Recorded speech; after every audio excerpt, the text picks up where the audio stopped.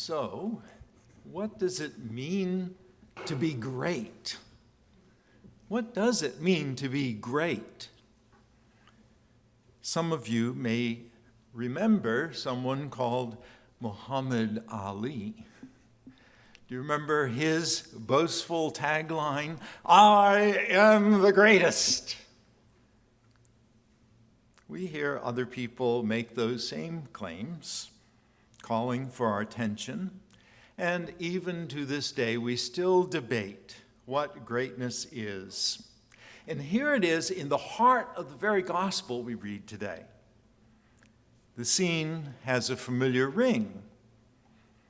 Last week, we heard Jesus tell his disciples that he must suffer many things, and we heard Peter's rejection of that whole idea. And this week, Jesus again tells his disciples that he will be betrayed and killed and raised on the third day. As with the last time, they again don't understand. You may notice that this is, a pretty common theme in the Gospels, isn't it? The disciples just are plain clueless. They don't get it. In this instance, not only are they confused by Jesus' words about his impending death, they're also confused about this whole idea of greatness. As they were walking from one town to another, they were bickering with one another. So much so that Jesus couldn't ignore it. "What were you arguing about?" he asked them. And of course, there's dead silence. They're too embarrassed, perhaps, to admit what they were arguing about. That one of them was the greatest.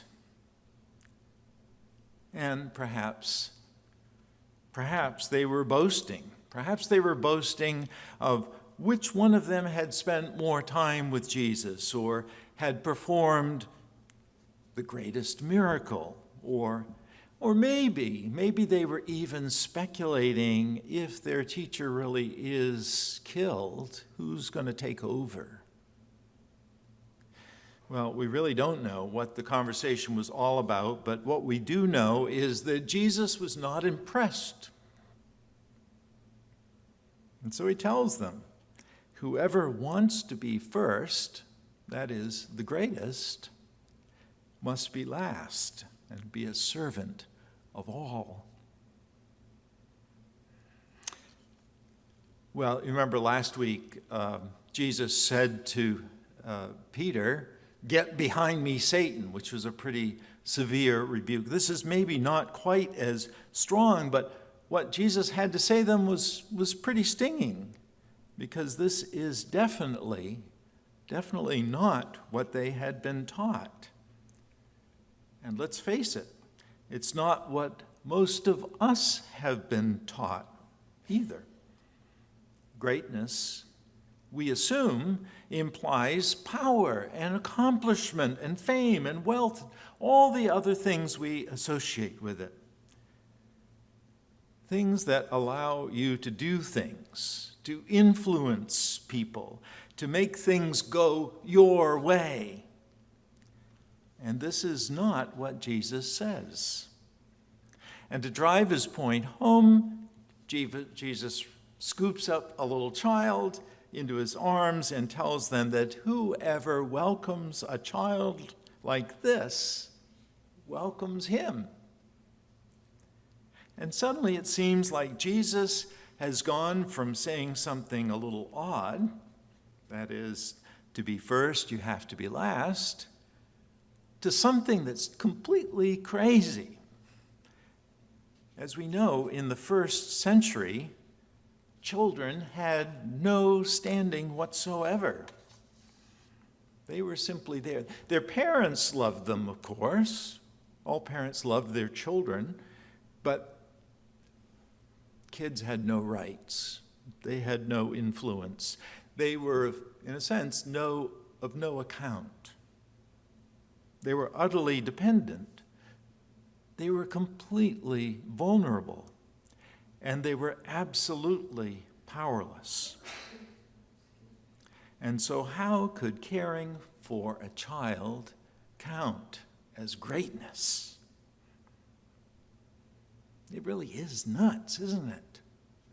Or is it? Think about it. What if Jesus is right? What if we imagined that greatness wasn't about power and wealth and fame, but instead was measured in a way of, well, how much we share with others, or how much we take care of others, how much we love others, how much we serve others. Well, what kind of world would we live in? Can you imagine if people were regularly trying to outdo one another in their deeds of kindness and service? If there were, let's imagine, a nationally broadcast competition to see who was willing to be last so that others could go first. If there was a reality TV show that followed people around as they tried to help as many people as possible.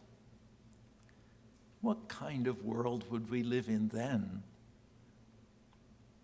I don't know about you, but I think it would be a pretty great world. The definition of greatness that Jesus offers does seem a little odd, if not crazy initially, because it is so utterly countercultural. He calls us to imagine that true greatness lies in service, by taking care of those who are most vulnerable, those with little power or influence, those our culture is most likely to ignore. Without a doubt, this offers us a vision of our congregational life as well. What if we really lived into this vision? How would life be here at St. Thomas's for us? And it also applies to us personally. How are we doing with measuring our success, our greatness, not by what we take in, but by what we give away? Not by the influence we wield, but by the service we offer. Not by accumulation, but by sharing what we have already. Not by being first, but by being eager to work hard in order to see that others move ahead. Make no mistake, this is not easy stuff. It is hard. It is totally different than what the culture tells us. And so we're swimming against the tide if we're living into this vision. And so it was hard for the disciples. It is hard for us. The disciples didn't understand what Jesus meant and so fell into that trap of putting themselves ahead of everyone else. Who's the greatest? And we often do the same.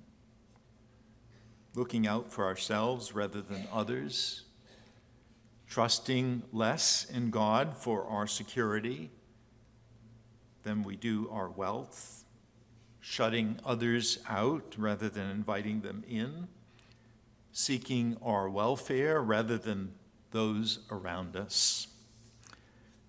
So let's remember where this scene is taking place. The road the disciples are traveling with Jesus, where they fall into this argument about who is the greatest, it is the road to Jerusalem, isn't it? Even while his disciples misunderstand or ignore what he's saying, Jesus is walking the road to Jerusalem, to the cross, willingly, in order to sacrifice everything for them and for us. Sometimes I think there are 3 short prayers that yield much. The first is in response to his countercultural command that the first must be last and that the true greatness is really found in service. It is a short and simple prayer. It is, Lord, help us. Lord, help us. The second comes when we fall short of our ideals, right? We're always falling short. We give in to security and to fear, and we do look out after ourselves first. And so maybe yet another prayer, a second prayer. Lord, have mercy. Lord, have mercy. And the third is when we realize that as we fall short, Jesus still died for us, still lives for us, still loves us more than anything that we can imagine. Maybe that prayer too is thanks. Thanks be to God. Thanks be to God. Jesus does not give up on us when we fall short.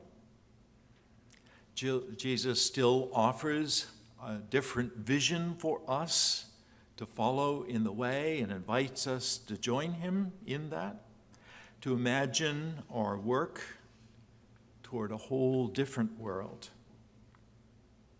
Jesus' words, of course, are directed to his disciples, those in first century Capernaum, and those gathered here at St. Thomas's Church this morning. And Jesus sat down and he called his disciples and said, "Whoever wants to be first must be last and be servant of all." And perhaps what we can say in response is, Lord, help us. Lord, have mercy. And thanks be to God.